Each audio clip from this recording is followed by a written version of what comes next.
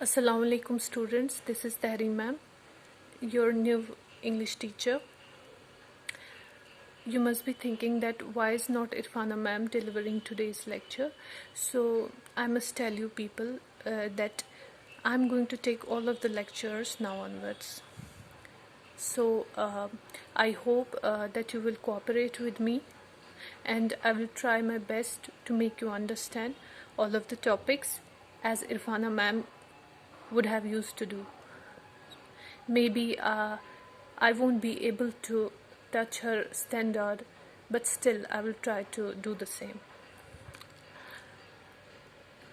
So I will start my lesson, my first video lecture with you people on 2nd September 2020 with narration. So today's topic is narration. What is narration? What is the importance, what is the place of narration in English grammar? Why is this topic introduced in your syllabus? Why do we study narration at primary level, at higher levels in our subject English grammar? So today I will introduce you with this topic. So my dear students, narration का क्या मतलब होता है?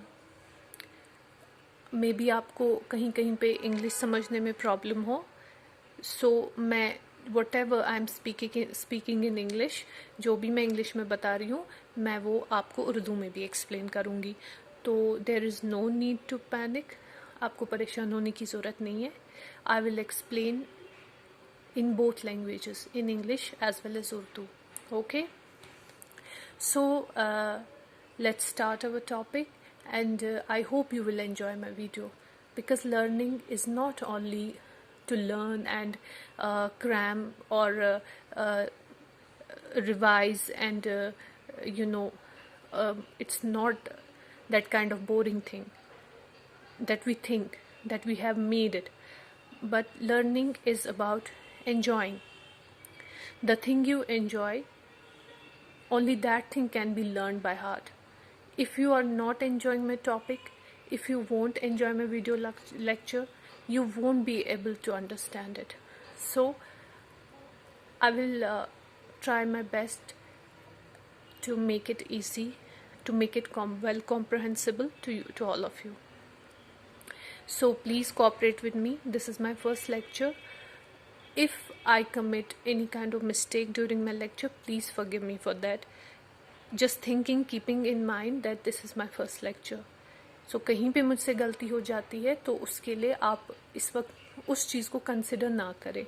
तो अगले lectures में मैं कोशिश करूँगी कि वो चीज़ दोबारा ना हो. मे बी कहीं कोई वर्ड स्पेल करने में या कहीं डेफिनेशन में कुछ कहने में मुझसे कुछ फ़र्क हो जाए, तो for that please forgive me. So let's start our topic without wasting any more time. So narration. Narration is the process of recounting or telling of any event or action or any speech. Narration क्या है?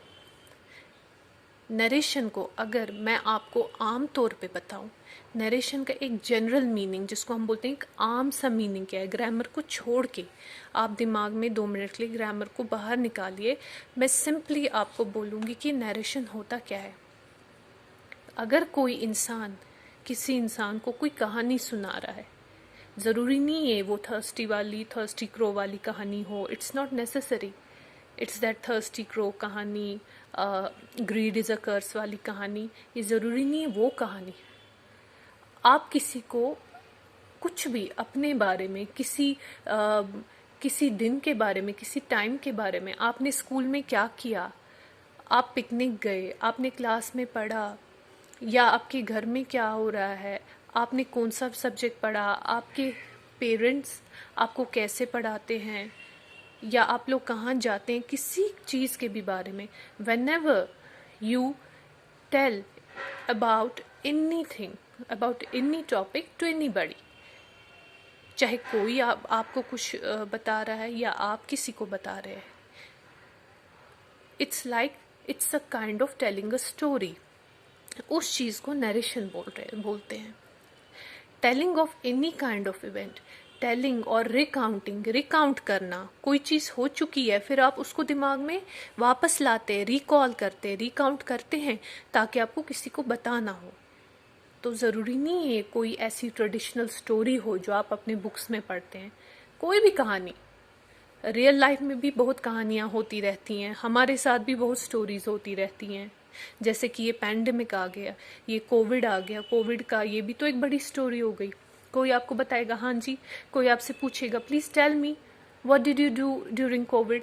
जब ये सारा ठीक हो जाएगा कोई फिर आपसे पूछेगा, आपका फ्रेंड पूछेगा आपने पैंडेमिक के दौरान क्या किया, कोविड के दौरान क्या किया, कहीं गए, आपने पढ़ाई की कि आप सारे दिन घर में रहते थे। तो ये भी एक काइंड की स्टोरी बन गई। तो narration is not only about telling any kind of story that you read in the books. आपकी रियल लाइफ इवेंट्स जो होते हैं, आपकी रियल लाइफ में जो रोज़मर्रा के आपके साथ जो भी इवेंट्स होते हैं वो भी एक बहुत बड़ी स्टोरी बनाते हैं। तो कोई आपसे पूछेगा क्या किया आपने कोविड के दौरान, तो आप भी फिर दिमाग में लाएंगे, पूरा बताएंगे, हाँ जी मार्च अप्रैल में लॉकडाउन हो गया, फिर हम घरों में बैठे, फिर सिचुएशन और वर्स्ट हो गई, फिर धीरे धीरे सब ठीक होने लगा, तो आप उनको सारा बताएंगे। So that is what is called narration. When you speak about any particular thing, when you tell any kind of story, or you recount, you recall and tell any kind of event, about any kind of action, sequence of events, कोई भी चीज़ या किसी के मुंह से कही गई हुई बात, एनी काइंड ऑफ स्पीच, उसको हम नरेशन बोलते हैं। फिलहाल मैं आपको ये ग्रामर से हट के बता रही हूँ कि अगर आप बोलेंगे मैम नरेशन का जनरल मीनिंग क्या है, तो आप लिख भी सकते हैं, मैं आपको डिक्टेट भी कर सकती हूँ।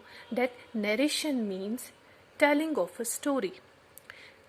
Narration means to tell a story or to recall or recount any particular event, any particular action or any sequence of events। ये हुई आपकी जनरल डेफिनेशन नरेशन की। फिर उसके बाद आता है कि जो ये स्टोरी बोलने वाला होता है उसको क्या कहते हैं, जो अपने मुंह से सारे बयानात देता है उसको क्या कहते हैं, उसको कहते हैं narrator. The person who tells a story, who narrates a story. आप लिख सकते हैं द पर्सन हु टेल्स और narrates the story, the person who tells और narrates the story, comma, events or any kind of action is called a narrator। तो narration हुआ telling of a story और any event और any action, और जो उस कहानी को, उन इवेंट्स को दोहराने वाला इंसान होता है उसको बोलते हैं नरेटर। वो कोई भी हो सकता है। मैं भी एक काइंड की नरेशन कर रही हूँ इस वक्त। This time I am also acting as a narrator.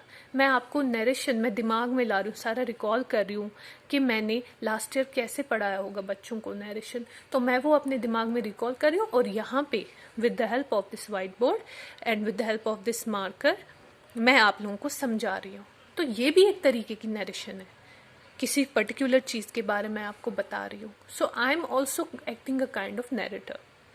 तो चलिए इसके बाद हम वापस ग्रामर में आते हैं। Narration is the process of recounting और टेलिंग ऑफ एनी इवेंट और एक्शन और एनी स्पीच। अब आपके लिए नरेशन समझना बहुत आसान है क्योंकि मैंने आपको बेसिक समझा दिया है कि नरेशन होता क्या है। So it's a process of recounting. कोई इवेंट हो चुका है, कोई बात हो चुकी है, किसी ने कोई कुछ कह चुका है आपसे या किसी और से, आप उस बात को वापस दोहरा रहे हैं, बता रहे हैं किसी को। उस इवेंट को मैंने इनको अंडरलाइन इसीलिए किया है ताकि आपको इजीली समझ आए। आप अब दोहरा रहे हैं उस इवेंट को, उस एक्शन को और उस स्पीच को। तो ये होती है आपकी नरेशन। तो नरेशन के होते हैं दो टाइप्स। हमें ज़्यादा डीप नहीं जाना है क्योंकि आपके सिलेबस में खाली इंट्रोडक्शन है। 6th ग्रेड स्टूडेंट्स के लिए नरेशन का इंट्रोडक्शन काफ़ी है। इंशाल्लाह 8th 9th 10th में, फिर 7th 8th 9th 10th में आप लोगों को ये फिर विद डिटेल पढ़ना होगा। Types of narration, there are 2 types of narration, direct narration और स्पीच। अब आप बोलोगे मैम आपने स्पीच क्यों लिखा है, क्योंकि ये स्पीच ही है। जो नैरेटर है वो दोहरा रहा है ना, वो तो मुंह से ही स्पीकिंग, ही और शी स्पीकिंग। जब वो कोई चीज़ नैरेट कर रहा है, कुछ बता रहा है, तो उसको हम इसीलिए स्पीच भी कहते हैं।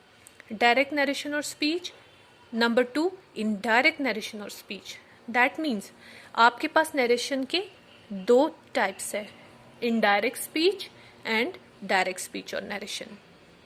तो 2 तरीके से कहानी को दोहराया जा सकता है। There are 2 ways to describe any kind of event or any kind of action. So they are direct. Either you can directly speak or you can speak indirectly. तो अब ये क्या है मैं आपको further बताऊंगी. First we will take direct narration. When we simply repeat what someone says or repeat his/her original words, putting them between speech marks is called the direct speech. जब हम बिल्कुल एक सिंपल तरीके से दोहराते हैं कि किसी ने अगर कुछ कहा है तो क्या कहा है, जो भी किसी ने आपसे कुछ कहा है आप वो दोहरा रहे हैं. फॉर एग्जाम्पल, आपकी फ्रेंड आपसे कहेगी या आपका फ्रेंड आपसे कहेगा, मैम आपसे कल क्या कह रही थी, what was our teacher telling you yesterday, क्या बता रही थी वो, what did she tell you. आप मुझे बताओ. अब आप दोहराओगे, आप याद करोगे मैम ने मुझसे क्या कहा. Then you will recall all the event and then you will tell your friend, you will repeat the account in front of your friend. आप अपने फ्रेंड से बताएंगे, हाँ जी मैम ने मुझे ऐसा कहा. तो उस मोमेंट पे आप नैरेटर बन जाते हो. सो आपने क्या किया, आपने वो पूरी कहानी दोहराई, लेकिन आपने क्या किया, आपने एग्जैक्टली वही, सिंपली वही रिपीट किया जो आपको मैम ने बताया होगा. When we simply repeat what someone says, तो आपने वही रिपीट किया जो आपने सुना. और repeat his her original words, आपने वही ओरिजिनल वर्ड्स रिपीट किए. फॉर एग्जाम्पल, मैम ने आपसे कहा है आपको मेहनत करनी चाहिए, यू शुड वर्क हार्ड. अब आपकी आपकी फ्रेंड आपसे अगले दिन पूछ रही है, क्या बता रही थी मैम आपसे, what did she tell you, क्या कह रही थी. तो आप एग्जैक्टली वही वर्ड्स यूज करोगे. मेरी मैम ने कहा आपको मेहनत करनी चाहिए, किए आपने बिल्कुल वही वर्ड्स इस्तेमाल, ओरिजिनल वर्ड्स आपने यूज किए. Putting them between speech marks. अभी स्पीच मार्क्स कैसे होते हैं मैं आपको यहाँ ब्रैकेट में दिखा देती हूँ. I am very sorry, board का एरिया उतना ज़्यादा नहीं है, तो यहाँ पे इन्वर्टेड कॉमास भी हम जिसको बोलते हैं. तो सॉरी, ये हुए आपके speech marks. I am sure कि आपने बहुत बारी, रोज़ ही आप during writing in speech marks को यूज़ करते होंगे. इन्वर्टेड कॉमास, इनको या तो इन्वर्टेड कॉमास बोलते हैं या तो स्पीच मार्क्स बोलते हैं. So when we simply repeat what someone says or repeat his her original words, putting them between speech marks is called direct speech. जब हम किसी के बोले हुए लफ्ज़, किसी के मुंह से निकले हुए लफ्ज़, या कोई भी कोई चीज़ हो गई है आपके साथ, कोई बात हो गई है, कुछ भी हुआ है, लेकिन आप एग्जैक्टली वही लफ्ज़ इस्तेमाल कर रहे हो जो आपसे कहे गए हैं, जो बिल्कुल आपसे कहे गए हैं. जैसे कि मैम ने आपसे कहा आपको मेहनत करनी चाहिए, आपने अपनी फ्रेंड को भी बिल्कुल वैसे ही कहा कि मेरी मैम मुझसे कह रही थी आपको मेहनत करनी चाहिए. तो उस स्पीच को हम डायरेक्ट स्पीच कहते हैं. और उस स्पीच को बहुत ज़रूरी है कि हम इन्वर्टेड कॉमास में क्लोज करें. इन्वर्टेड कॉमा आपने स्टार्ट किया, अपनी स्पीच लिखी और इन्वर्टेड कॉमा क्लोज किए. ये मैं आपको बताऊंगी इंशाल्लाह अगले लेक्चर में. सो मुझे लगता है आज के लिए काफ़ी है. This is enough for today. I will continue this lecture in our next video lecture. आपका जो नेक्स्ट वीडियो लेक्चर होगा हम उसमें इसको रिपीट करेंगे. तो आज मुझे थोड़ा इंट्रोडक्शन भी आप लोगों को देना था, उसमें भी 5-6 मिनट्स गुजर गए. So now I will take you leave now. अल्लाह हाफिज़. इंशाल्लाह इनडायरेक्ट स्पीच और डायरेक्ट स्पीच की एग्जाम्पल्स सब कुछ कैसे स्पीच मार्क्स में हम स्टेटमेंट को रखेंगे, वो सब मैं इंशाल्लाह नेक्स्ट लेक्चर में दिखाऊंगी. And most probably we will complete this topic narration in our next lecture indeed. अल्लाह हाफिज़.